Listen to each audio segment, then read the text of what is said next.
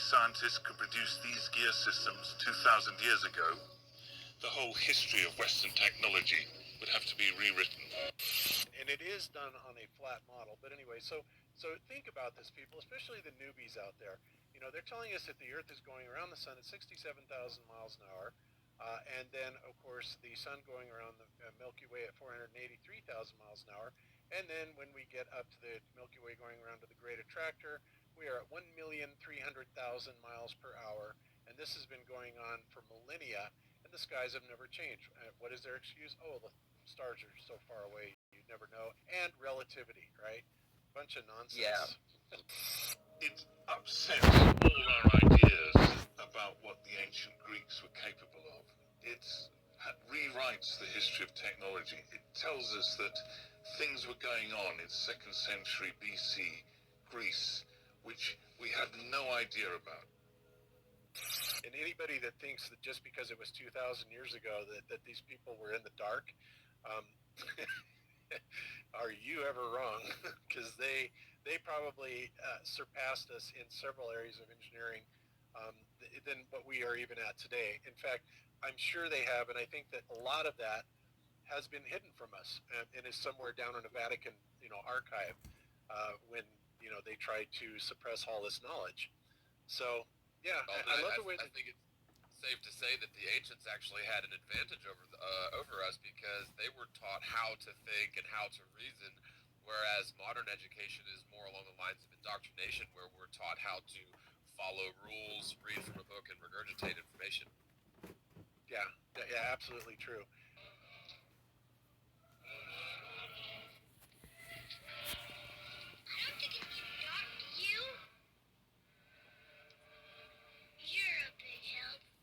The ballers will want to step in and say, oh yeah, well the ball Earth model, the globe Earth model has predicted eclipses for centuries successfully, which of course is just BS.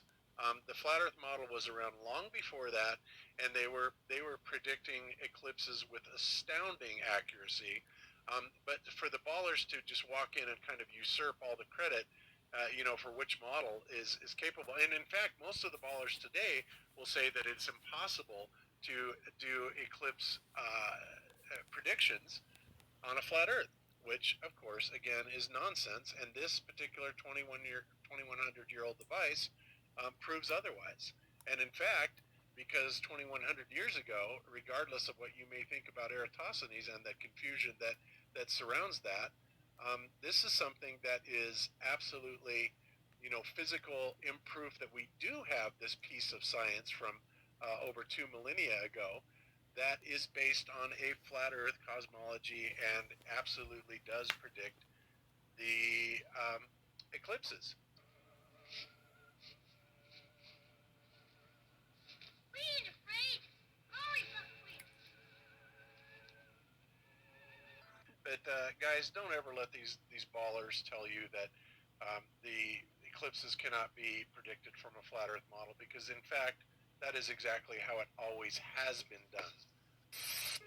Drawing on mathematics and geometry, the ancient Greeks developed astronomy and calculated the motions of the sun, moon, and major planets, which they thought rotated around a stationary Earth.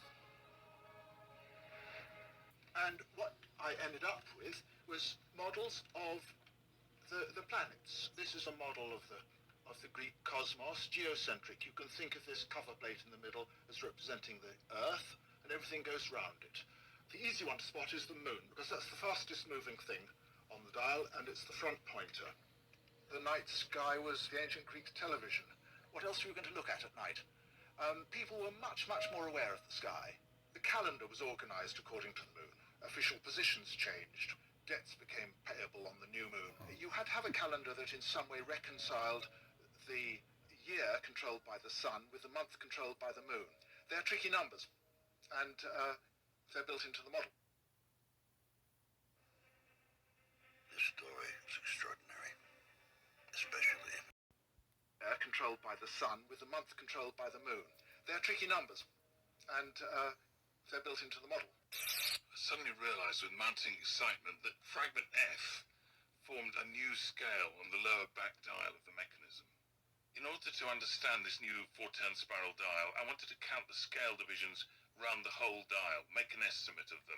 So I started to enter all the data into an advanced computer program, and the results seemed to come out as 220 to 225. So I became sure that it must be the magic number 223. At the British Museum in London, Tony Freeth finally tracks down the meaning of the number 223.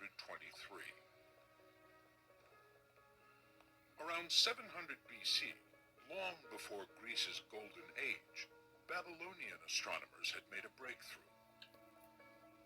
For centuries, they'd compiled thousands of astronomical observations on clay tablets, many recording the number 223, which they called the 18-year period. John, tell me what all these tablets are here. We have maybe 3,000 or 4,000 astronomical tablets, ranging from reports sent to the king by scholars advising him on astronomical matters, how to interpret omens and what this meant for his kingship. Tell me about the 18-year period. So the 18-year period describes a cycle of 223 months used to predict eclipses. So this isn't what we would today call the Saros cycle. By looking at past observations, they saw that after 223 months in the 18-year cycle, eclipses of the same kind, so lunar eclipses, would repeat with very similar appearances. We've often discussed, based on evidences from NASA's official website, that U.S. Space Agency become the center of space agencies in the world, which has a budget of $19.3 billion per year. They are unable to compute the eclipse with heliocentric assumption. Therefore, NASA predicts the eclipse by using the Saros cycle made by ancient Babylonian, using the assumption that the Earth is motionless. Even though the evidence has been exposed in plain sight, a professor of astrophysics that we don't even need to mention his name, still tried to deny by saying that NASA does not use the Saros cycle, and NASA have the software to calculate the eclipse without Saros cycle. Well, let's prove that the both statement was true or lie. Consider it just practice for you all, to take on the debate with the globers that doesn't want to accept reality. 1. Prediction of eclipses on August 21st, 2017. Let's go to the NASA eclipse prediction on August 21st, 2017. There's a link in the description. 2. Who predicts the eclipse at NASA? Please look at the bottom of that page. Written there, all eclipse calculations are by Fred S. Pennock, and he assumes full responsibility for their accuracy. Would you believe that? NASA's budget is $19.3 billion per year. All they do is trillion-dollar satellite business that the cost charged to the telecommunication fees of people in the world, which they said already sent people 6 times to the moon. But for calculating eclipses just depends on a retired employee named Fred S. Pennock. I am laughing. Fred S. Pennock, NASA's retired employee who responsible for calculating the eclipse. See the official explanation of NASA in picture tab. And then, shamelessly, NASA wrote, he assumes full responsibility for their accuracy. I am laughing again. 3. How Fred S. Pennock predict eclipse? Now, let's verify the statement of fairy tales professor that NASA calculated the eclipse does not use Saros cycle. NASA may not predict it. Who predicted was a former employee named Fred S. Pennock. Don't get it wrong, guys. Who we laugh at is NASA, not Fred S. Pennock. Indeed, it shows that Fred had the knowledge that not possessed by all scientists who are hired by NASA. From here, we can draw the conclusion. Fred S. Pennock is a rare human being. So rare, that even after retirement he remains the only sources of NASA in predicting the eclipse. Now, use your intellectual brain. Let's see how Fred S. Pennock predicts an eclipse. Please open the NASA eclipse predictions from year 1870 until 2573. Okay, it's crazy how great the man who predicts eclipse. There's a link in the description. Apparently, based on statements in the official NASA website, Fred S. Pennock calculated eclipses based on yes, Saros cycle. I am laughing again and again. No way to run. NASA. 4. The NASA eclipse prediction software. The professor also referred to a link that said, NASA software for calculating or predicting eclipses. Please check the link in the description. Just try to tell him to wear glasses and read correctly, at the bottom right of this website. And what is it? Eclipse software that published by NASA has use. The Saros cycle. Very, very funny. Please take your own conclusions. The statement that NASA doesn't use the Saros cycle and NASA have a software to calculate the eclipse without Saros cycle is true or lie. 5. Geocentric coordinates. It is obvious that the NASA eclipse predictions using the Saros cycle, assuming if the Earth motionless. Please check the NASA official explanation about the eclipse on August 21st, 2017. Clearly written in that NASA's explanation. The geocentric coordinates. That means, the path of the eclipse using the coordinates with the assumption the Earth is center of the universe. Why? Because, if the Earth rotates with 1670 kilometers per hour, there will be no pattern of eclipses. That's funny too. Guys, they actually already cornered. There have been many lies. Had reached the stage where the accumulation of the lies of $1 trillion could be brought down through the assumption of the essence, the distance, the diameter, speed from Earth, Moon, and Sun based on heliocentric version was totally wrong. Proven that it cannot be used for calculating eclipses. And here's our challenge. Please prove that our statement is wrong. Please calculate 3 times the eclipse, make a model according to heliocentric dogma, scale on neutral software like Sonoma 4D, AutoCAD, etc. No one will. NASA, with a state budget or people's money, $19.3 billion per year was not able to do so. 6. The wrong position of the Moon and Sun. Recently Dr. Zach, one of Flat Earth's brightest and bold researchers, published the results of the software calculation that the eclipse of August 21st, 2017 is not possible to occur if you use heliocentric assumption. NASA eclipse animation, without the scale of the distance of diameter and speed heliocentric version. There is no shadow tapered like that. Been forced to be match. Propaganda for tricking people. We can be a little heartened, Flat Earth societies, who did the study without eating people's money, thus diligently performs measurements and experiments with scientific method. The debate is not just pointing to another link that actually there is no answer. Dr. Zach take this scientific data. Prediction of eclipses on August 21st, 2017 from NASA official website. The position of the Sun from suncalc.org on the date, hour, minute and second occurrence of eclipses. The position of the Moon from mooncalc.org on the date, hour, minute and second occurrence of eclipses. Enter all data in neutral software like AutoCAD. It's like our challenge to the open letter, isn't it? For them it might be an incredible hard thing. For us, it is indeed a regular research that we do. Apparently, by using that general science data, the Moon and Sun position are wrong. With such a position, eclipses should occur at sea, not in the US as NASA writes. With such a position of Moon and Sun, there could be no eclipse in the US as NASA predicted. Then, Dr. Zach puts the official science data into the AutoCAD software. The result is, there is no eclipse in the US or at the sea. Eclipse deviated far out of the Earth. It's funny, very funny. 7. Just one time of the eclipse and has already knocked out. The highlights of the results from Dr. Zach's study is, it turns out the heliocentric cosmology to quantify one-time eclipse has already failed. It's not possible for 3 times eclipse is the challenge we ask. Dr. Zach's study review link is in the video description. 8. NASA trying to eliminate traces. If you notice, NASA never once replied directly to the thousands of critics proposed by flat earthers.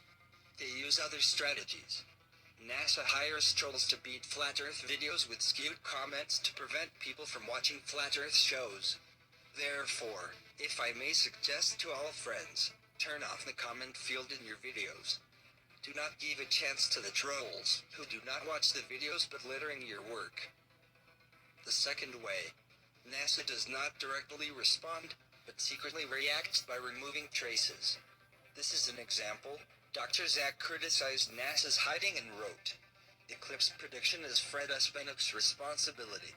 Now, if you open the same link on the official website of NASA, the article has been deleted by NASA. Replace it with his words. It's the extraordinary efforts of NASA to remove the traces, isn't it? NASA monitors the various criticisms of the flat earthers and secretly revises to eliminate the traces. My advice, go immediately save all NASA's data about the Saros. Briefly, it can be removed sometimes.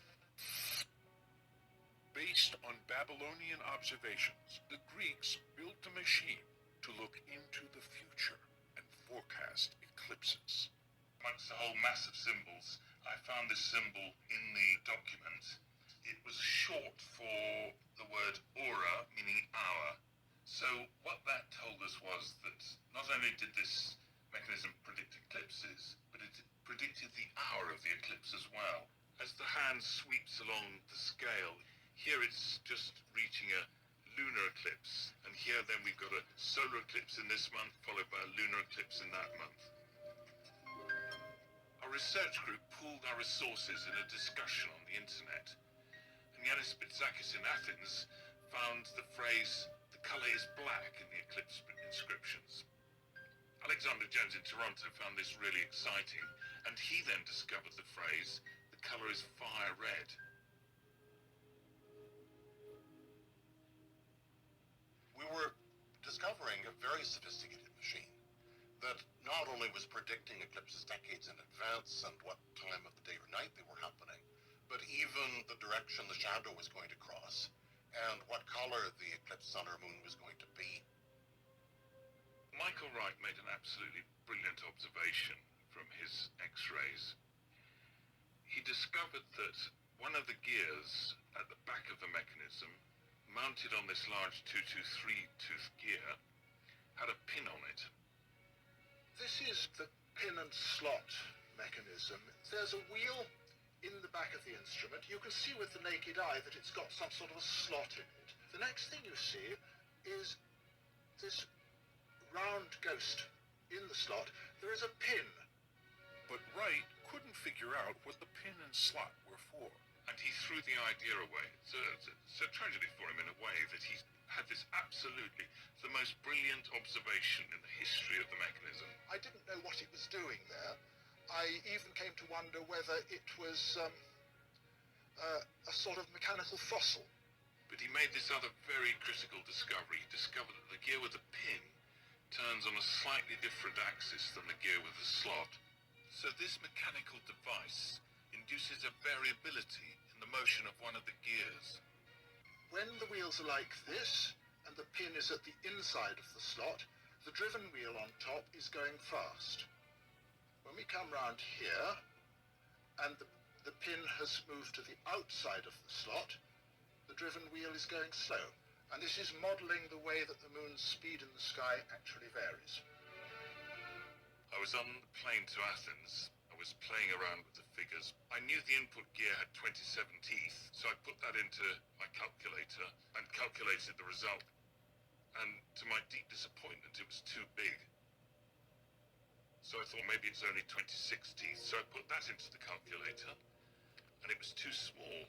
Now, I was a mathematician, and mathematicians often have slightly crazy ideas, so I tried putting in a gear with 26.5 teeth, and I pressed the key on the calculator, and the result was 0.11257965, exactly the right answer to 9 places of decimals. It just hit me like a thunderbolt. Twice 26.5 is 53.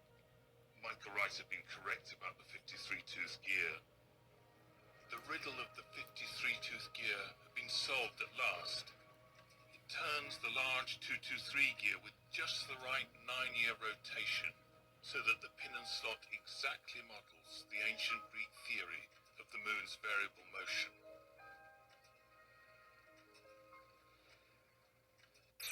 I've never seen anything like it before. No one has. Where did you get it? Well, you remember that total eclipse of the sun about a week ago?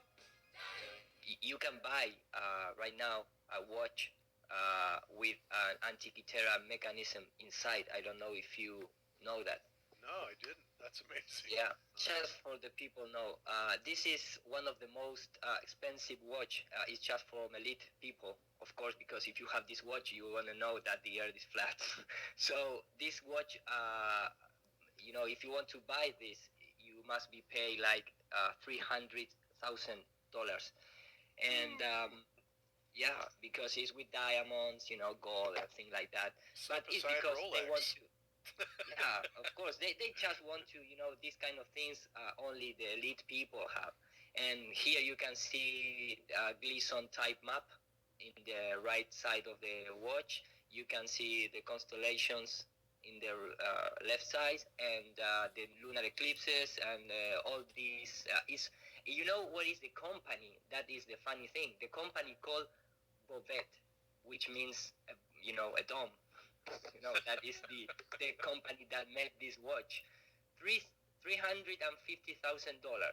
you have a mechanism based entirely on Antikythera, machine.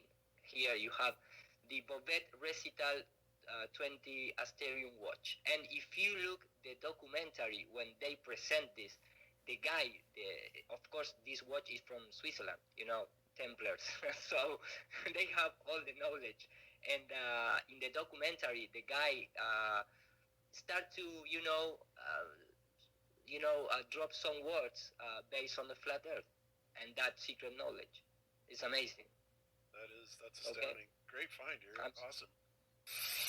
These machines was in the hand of Archimedes, right? The guy who make all the equation for density, buoyancy, and that kind of things. And the Roman Empire, and this is the real history behind that. The real empire of the Roman Empire, they sent a group of soldiers specifically to capture this machine and bring it with this guy, the name, the density guy, Archimedes. The order was, bring me Archimedes and the machine. And when the soldiers go to capture this, they kill Archimedes. There was killed. Really? So, they killed Archimedes? Yeah, Seriously? this is the Wow. picture. Oh, wow. This is the picture. This is Okay. the picture. Because they supposedly they get confused and they didn't know that this old man was Archimedes. So the problem was they take the machine, but they don't know how to use it. And if you start to think in this kind of thing, you come across that, like 2,000 years ago was established the Roman calendar. And I mean, if you have this knowledge and you come across with this technology and you start studying the movement of the sun, the movement of the planet, and all these kind of things, you can check, and you can check the real,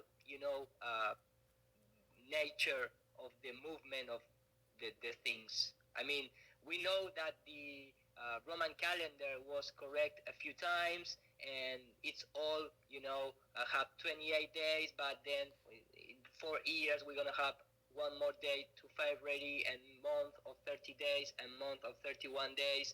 And supposedly, if you base the calendar of the movement of the sun, you're going to have 12 months based on 30 days each one, and that is completely in harmonic fashion with the nature. So this is my opinion. I mean, the Romans against the Jesuits against one more time involved in this kind of situation based with astronomic things, and this is based on history. The Romans soldiers get the machine, and in fact we found it right now in our time because was a ship from Roman who have a trouble, sailing in the open waters of Europe, and the boat go down. They um, sink. So Right. that is why we found that apparatus. I don't know if you understand what I'm trying No, to say, but that's very interesting. Very interesting. So, wow. It just never ceases to amaze me.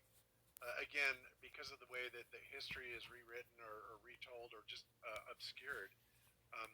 How little of this data is available to people unless you really, really, really dig for it.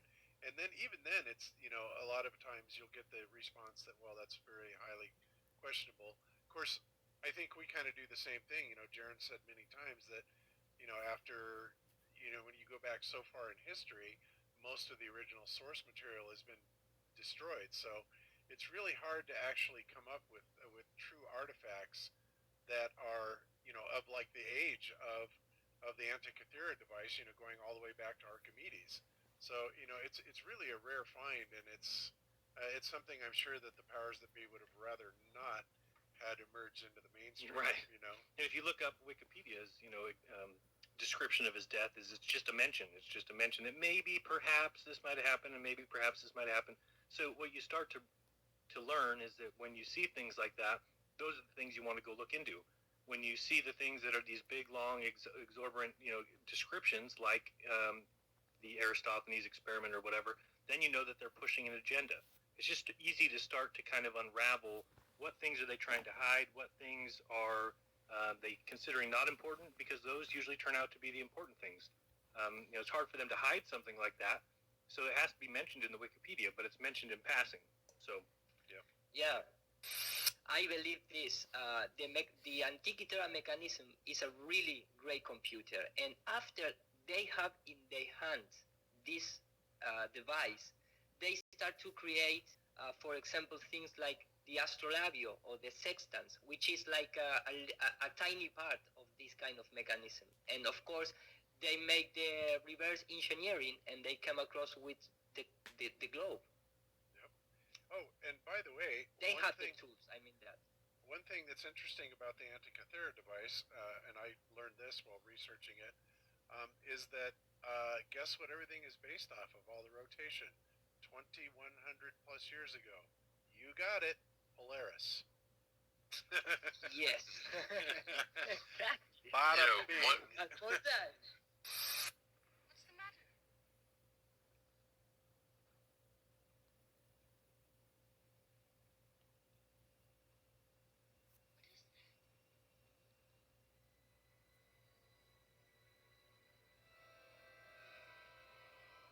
The path that the moon's shadow makes over the Earth during a total eclipse is called the path of totality. To see a total eclipse, you must be in the path of totality.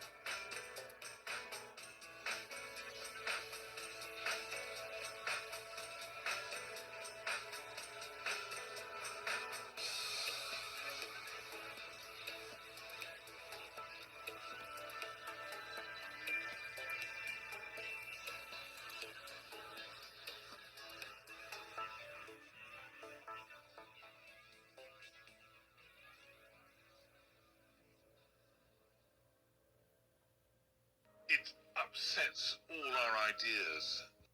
Heliocentrists claim that lunar eclipses are caused by the shadow of the ball Earth occulting the moon. The idea is that the sun, Earth, and moon spheres perfectly align like three billiard balls in a row so that the sun's light casts the Earth's shadow onto the moon. Unfortunately for heliocentrists, this explanation is rendered completely invalid due to the fact that lunar eclipses have happened and continue to happen regularly when both the sun and moon are still visible together above the horizon. For the sun's light to be casting Earth's shadow onto the moon, the three bodies must be aligned in a straight 180-degree syzygy.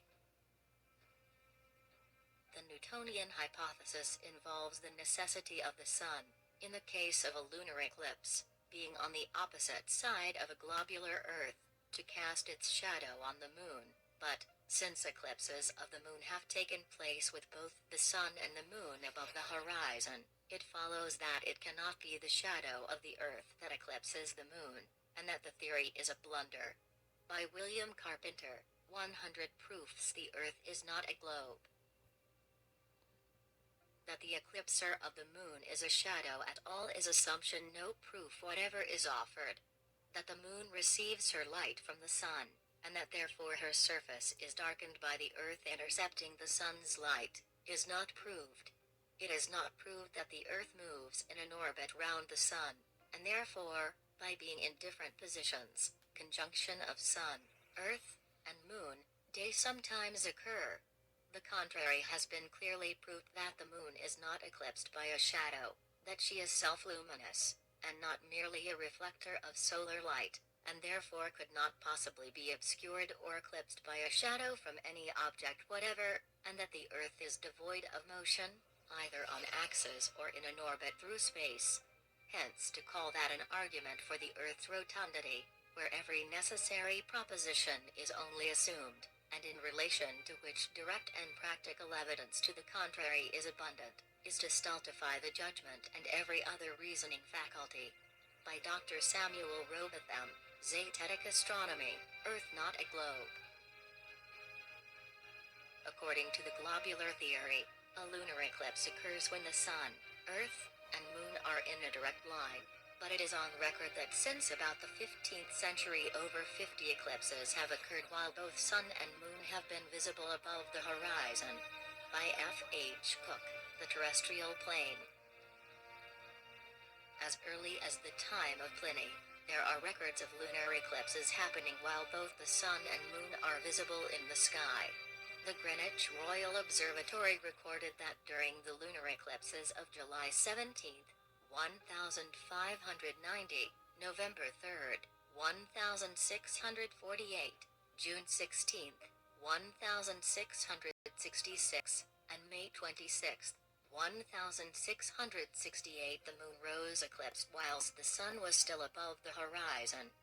Kaluta's Geography recorded that on September 20th, 1717 and April 20th, 1837, the moon appeared to rise eclipsed before the sun had set. Sir Henry Holland also noted in his Recollections of Past Life the April 20th, 1837 phenomena where the moon rose eclipsed before the sun set. The Daily Telegraph recorded it happening again on January 17th, 1870, then again in July of the same year, and it continues to happen during lunar eclipses to this day. It is alleged by the learned that at a lunar eclipse the Earth casts a shadow on the moon, by intercepting the light of the sun. The shadow, it is alleged, is circular, and as only a globe can cast a circular shadow, and as that shadow is cast by the Earth, of course the Earth is a globe. In fact, what better proof could any reasonable person require? Powerful reasoning, says the dupe. Let us see. I have already cited a case where sun and moon have been seen with the moon eclipsed, and as the Earth was not between, or they both could not have been seen, the shadow said to be on the moon could not possibly have been cast by the Earth. But as refraction is charged with raising the moon above the horizon, when it is said to be really beneath, and the amount of refraction made to tally with what would be required to square the matter, let us see how refraction would act in regard to a shadow. Refraction can only exist where the object and the observer are in different densities. If a shilling be put in the bottom of a glass and observed, there is no refraction. Refraction casts the image of the shilling upwards, but a shadow always downwards. If a basin be taken and put near a light, so that the shadow will shorten inwards and downwards, but if the rod is allowed to rest in the basin and water poured in, the rod will appear to be bent upwards. This places the matter beyond dispute and proves that it is out of the range of possibility that the shadow said to be on the moon could be that of the Earth. By Thomas Winship, Zetetic Cosmogony. In an attempt to explain away the inconsistencies in their theory, heliocentrists usually claim light refraction must be happening on a scale large enough to account for the phenomena. George G. Gary in his Astronomy and Astronomical Instruments claims that this is the reason the full moon has sometimes been seen eclipsed above the horizon before the sunset, due to a horizontal refraction of 36 or 37 minutes, generally about 33 minutes, which is equal to the diameter of the sun or moon. Even if this highly implausible reverse-engineered damage control explanation is accepted, it cannot explain how Earth-bound observers are supposedly able to see 12,000 miles 180 degrees around the globe. Even if we admit refraction, and that to the extent seemingly required to prove that when the eclipsed moon is seen above the horizon, we are still confronted with a fact which entirely annihilates every theory propounded to account for the phenomenon. Taking the astronomer's own equation of 8 to the mile, varying inversely as the square of the distance, for the curvature of the Earth, where sun and moon are both seen at a lunar eclipse, the center of the sun is said to be in a straight line with the centers of the Earth and the moon, each luminary being 90 degrees from the observer. This would give about 6,000 miles as the distance of each body from the observer. Now, what is the curvature in 6,000 miles? No less than 24 million feet or 4,545 miles. Therefore, according to the astronomer's own showing, an observer would have to get up into space 4,545 miles before he could see both sun and moon above his horizon at a lunar eclipse. As lunar eclipses have been seen from the surface of the Earth with sun and moon both above the horizon at the same time, it is conclusively proved that there is no curvature of the Earth, and, therefore, that the world is a plane, and cannot by any possibility be globular. This one proof alone demolishes forever the fabric of astronomical imagination and popular credulity. It upsets all our ideas. Something's wrong. Mike here, glad you could join me. This is the short version of Soundly's photo that was used in Glowbusters. Now, Soundly was on.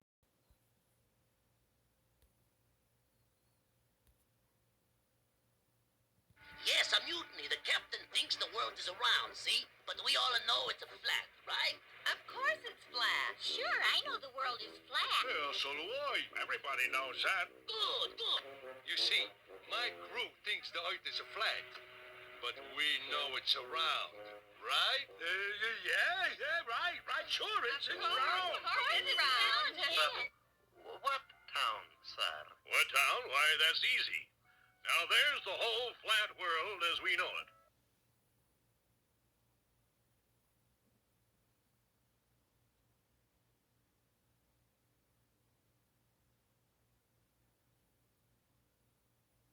This superfood does everything.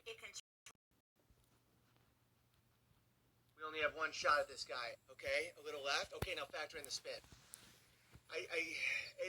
No. God damn it, man. Okay, what direction are we? East, west, north, south, northeast? Factor in everything. We need to know exactly the direction, the spin of the Earth, and how to combat it, or else we're gonna miss. There's no spin of the Earth.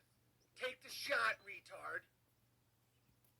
But that would mean Neil deGrasse Tyson is wrong, and you miss every single shot when we do this. If we miss this shot, our location will be blown. We've been here for 4 days shitting in little cans. Tell me the spin of the Earth. Like, okay, down to the left 16 inches. No. They saw us. I missed the shot. I guess it was spinning a little faster than I thought. Oh. Globe, Earth, sniper. I can see the mirage. No, that's the target. Must be a mirage. So, everybody knows, I mean, if you... We only have one shot at this guy, okay? A little left. Okay, now factor in the spin. No. God damn it, man. Okay, what direction are we? East, west, north, south, northeast? Factor in everything. We need to know exactly the direction, the spin of the Earth, and how to combat it, or else we're gonna miss. There's no spin of the Earth. Take the shot, retard. But that would mean Neil deGrasse Tyson is wrong, and you miss every single shot when we do this. If we miss this shot, our location will be blown. We've been here for 4 days shitting in little cans. Tell me the spin of the Earth. Like, okay, down to the left 16 inches. No. They saw us. I missed the shot. I guess it was spinning a little faster than I thought. Oh. Globe, Earth, sniper. I can see the mirage. No, that's the target. Must be a mirage. Well, I've done the calculations. 8 inches per mile squared. I wouldn't be able to see him. It's a mirage. I'm not taking the shot. It's him! Like, every sniper just shoots people. That's a fucking mirage, or that means Neil deGrasse Tyson, the bike thief with the answers, is somehow misleading me. Globe, Earth, sniper. Okay, if you factor in the curve. This is clearly a mirage.